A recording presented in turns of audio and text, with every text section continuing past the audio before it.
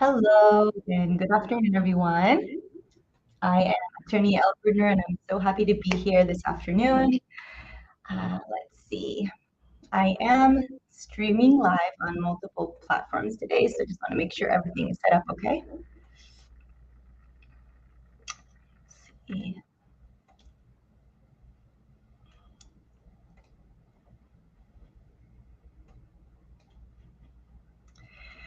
Okay, so like I mentioned, my name is Yael, and I'm an immigration attorney here live from Orange County, California.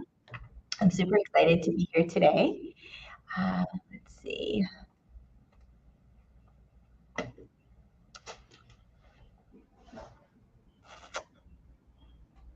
Okay, it looks like I won't be able to go live from TikTok, so I'll just do the best what I can here live right now, hopefully on Facebook. Hi guys, thanks for joining. You guys hear me okay? Perfect. So I am going to be answering immigration questions today. Um, Thank you for those that have sent us questions during this week. I'm happy to answer them.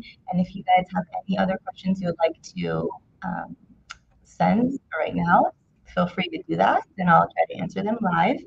And if you guys are watching the replay of this, you can also go ahead and drop your questions in the replay and we will try to answer them. Wonderful. Okay, so let's start with some of these questions.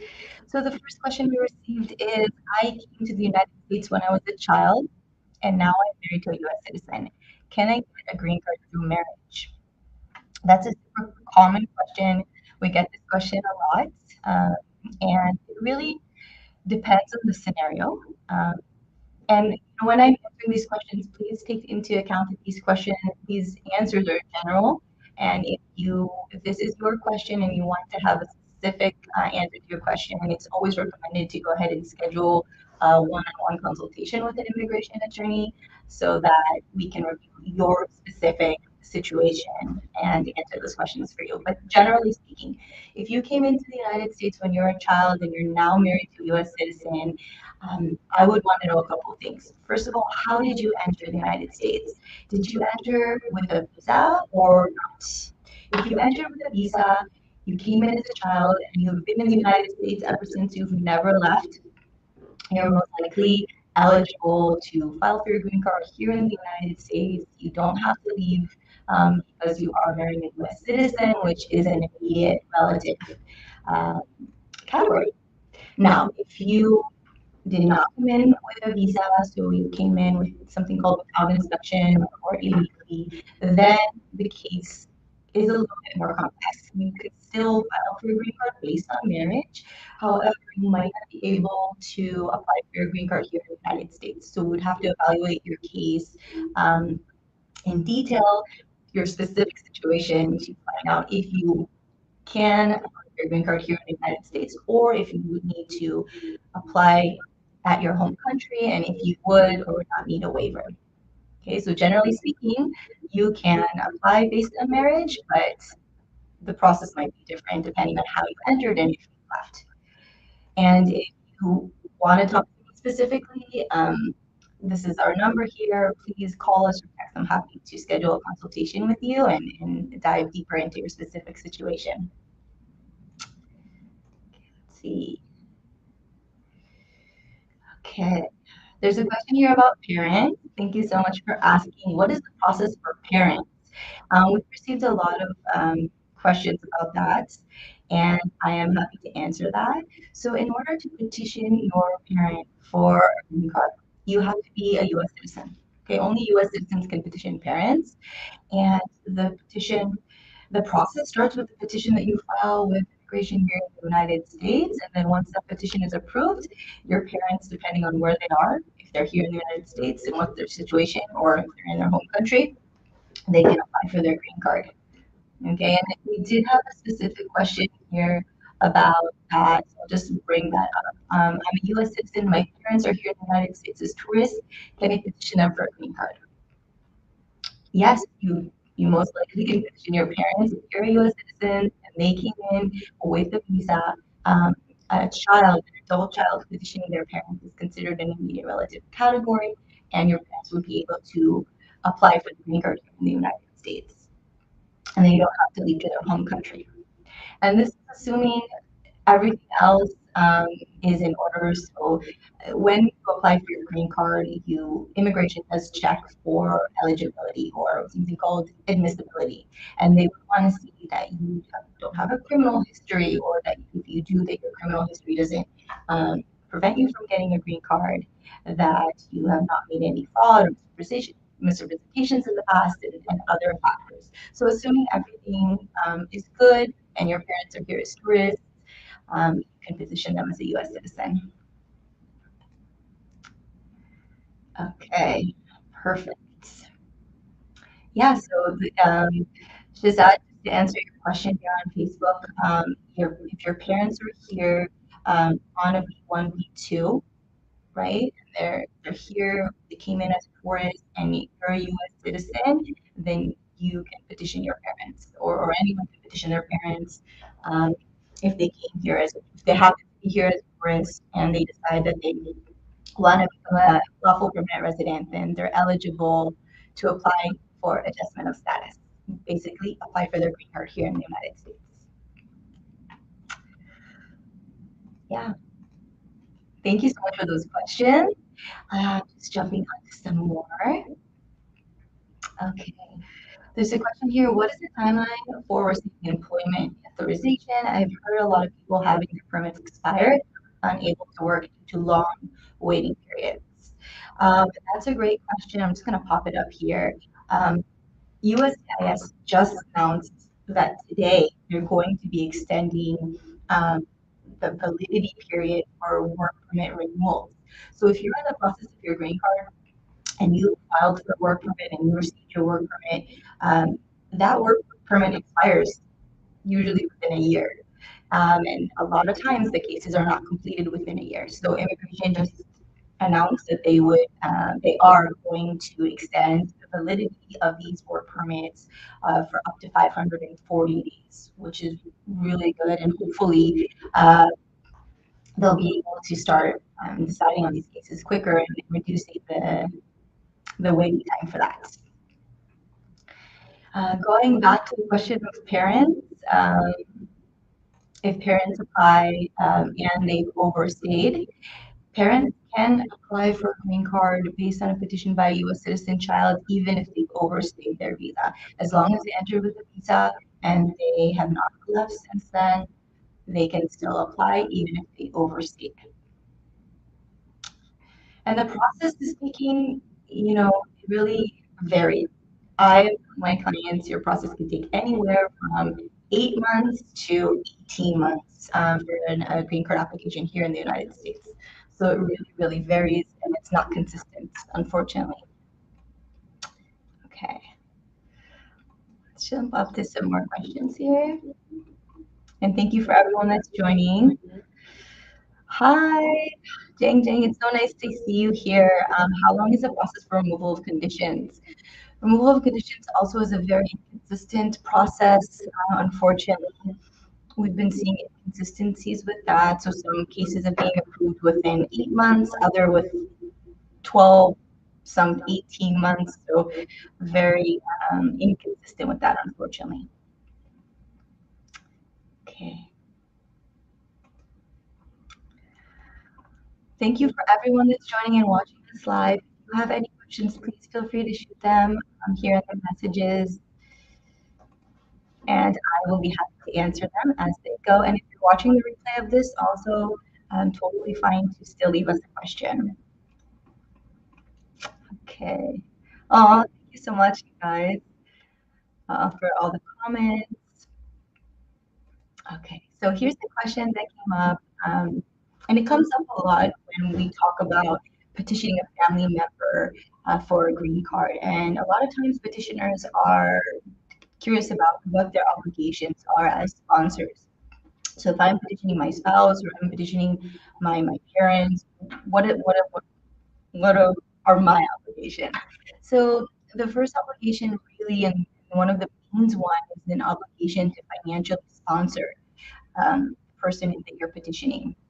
So in this case, if you're sponsoring your wife, then you would have to file something called an affidavit of support, and agreeing to sponsor your wife within a certain limit. So, and the limit is the federal poverty guidelines. And immigration advertises on their website what these guidelines are.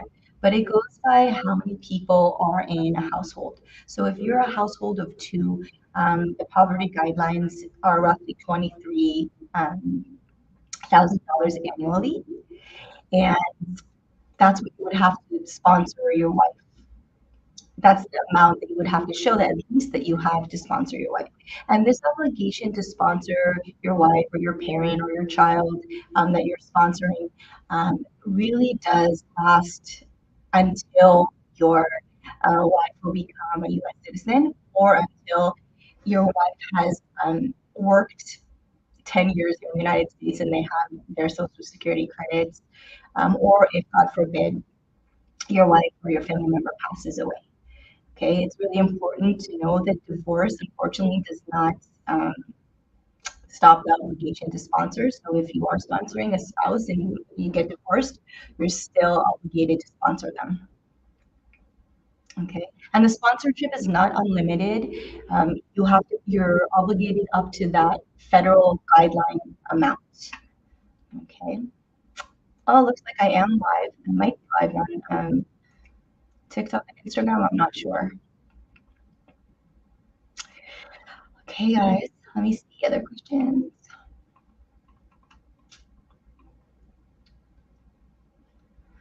Okay, for those of you asking about processing times in the I-130 and why they're not moving, the I-130 petitions are, that's the family petition, that's the name of the form that you file in order to petition someone.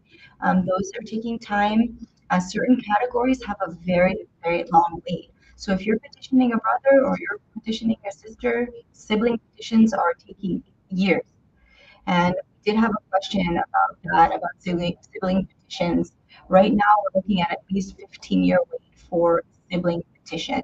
And depending on what country you're from, it could even be more than that. So it's a very long wait for some categories. Okay. Another question that we received about financial obligations was, I want to petition my husband for a green card, but I am a student and don't have an income. I do not have an income. Is it still possible? Can I still sponsor my husband? So generally speaking, yes, you can still sponsor even if you don't have an income, even if you're a student or you're in between jobs right now and you're not working. You would need a co-sponsor because remember, you have to show that you have at least a minimum income that is up to the federal poverty guidelines. So for a family of two, you have to show that you have at least $23,000 of income. Okay, if you cannot show that through your tax returns, then you would have to get a joint sponsor to join you on your petition. And the joint sponsor could be anyone as long as they're a U.S. citizen or green card holder. Okay, if you have any questions that you would like to talk to us specifically, I'm happy to answer and talk to you. Here's our number here. You can call us or text us. And I really recommend, if you have an immigration case or you're thinking of starting one, to definitely consult with an immigration lawyer. It really will increase your chances of success with your petition. Okay. This is a very common question that we get. How long do we need to be married before we file the green card petition? So a lot of couples, they get married and they want to file right away for their green card based on the marriage. And the regulations don't state any minimum amount of time that you have to wait before you file for a green card petition based on marriage. A couple of things to consider here, though. If you just entered on a tourist visa, you do not, and then you go into the United States and you get married, and then you say, "Oh my gosh, I want to live here in the United States forever. I never want to go back. I want to apply for my green card right now." It's usually recommended to wait. You do not want to file your green card application right after you made an entry to the United States as a tourist. Okay, usually we say to wait a couple 60, 90 days so that you won't have any issues of intent come up, any allegations of perhaps misrepresentation. Because when you come in as a tourist, um, you are showing your intent to come in as a tourist, temporary, non-immigrant, whereas when you apply for your green card, you are showing a permanent intent to live here and reside here permanently. So you don't want to have any issues at your interview for your green card saying, wait a minute, when you came in as a tourist, did you really intend to come in as a tourist or did you intend to get married here and file for your green card? So you don't want to file right away for your green card, but you don't have to wait very long after you get married too to file a green card. And really, if this is your situation, talk to a lawyer before you file anything with immigration. Okay, you want to make sure that you're doing it the best way. Perfect. Okay, there's a question here from Laura. Um, can I petition my parents with my green card? So unfortunately, no, you have to be a U.S. citizen to petition your parents. So I would encourage you to see when you can file for naturalization to become a citizen and then file right away for your parents. And we do that a lot for our clients. We kind of go through the process with them, and once they go through the green card process, and then once they become U.S. citizens, even the next day that they get their certificate of citizenship, we go ahead and file for their parents. Okay, let's see. Thank you guys for joining for all your questions. For those of you guys joining now, my name is Yael Brudner, and I'm an immigration attorney here in Orange County, California. We're based here in California, but we represent clients from throughout the US and all over the world. So if you do have any questions and you want to talk to us specifically and privately, please feel free to reach out. And then if you are watching the replay of this, also feel free to drop your questions. Okay. Another question that we received this week is this one. And also, it's super common. We get this a lot during our consultations. I have an asylum case pending, and I'm still waiting for my interview. I'm now married to a U.S. citizen. Can't you file a green card petition for me? Because asylum cases can take very long. People that filed asylum cases in 2007, 16, 17, 18 might not have even been called for their interviews yet. And in the meantime, you're here in the United States, you're living here, you might have met someone, you fell in love, and you got married. You can go ahead and file for your green card even if you have an asylum case pending.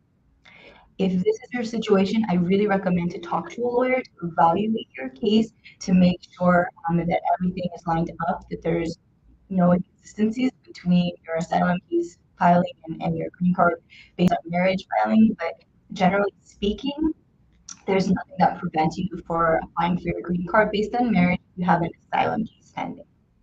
Now, note that if you are in immigration court, that might be different. Okay, you still can file for your green card process is a little bit different if you're in immigration court. Okay, let's see. Okay, there's a question here. Good afternoon. How can I petition my girlfriend? She has a tourist visa. I'm a U.S. citizen. I'm married in the Philippines or applying for a fiance visa. So hi, Edwin. How are you? It's so good to see you here. Um, that's a great question, and it's really a question of your choice. If you are a citizen and you're marrying your girlfriend, it really is uh, a choice of where you want to do the process. If you want to go to the Philippines, get married there, and do the whole process based on marriage while your girlfriend is in the Philippines, or do you want to apply for the fiance visa? The fiance visa basically is a visa that will allow her, so you would be petitioning her to come to the United States for the purpose of applying for her green card. So she would get a 90-day visa. You guys would have to get married within 90 days and then apply for her green card here. There are pluses and minuses on both ways to do it. I used to say fiance visa is a little bit quicker. to get her here, but in this time, it's not true anymore. And specifically for the Philippines, we've had multiple cases stuck in Manila waiting for fiance visa interviews. So I'm happy to talk to you specifically about your case if you want to reach out, schedule a consultation with me to kind of weigh the pros and cons of each option. But I'm leaning towards a marriage visa right now just because of the processing times of the fiance visa. Okay, perfect. I'm going to answer a couple more questions for today. And if I did miss your question, feel free to just reach out to us directly. Let's see.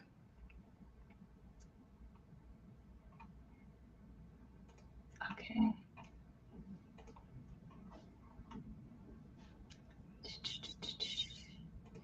So, what are the main documents requirements for a parent visa that the son has to gather? So, if you're looking really at a petition of a child to their parents, the most important document that you will need is your birth certificate. You have to show that your parents are your parents, and birth certificate is where you will see that. Um, if you're Another document that is important to show is proof of your parents' marriage certificate. That is asked sometimes, especially for a petition of a father, if you're petitioning your father.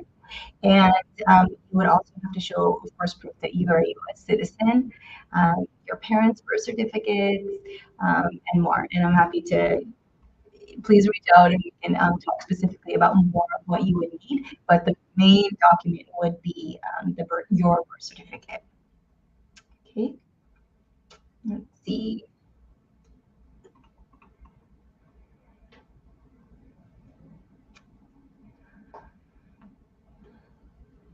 Let's see.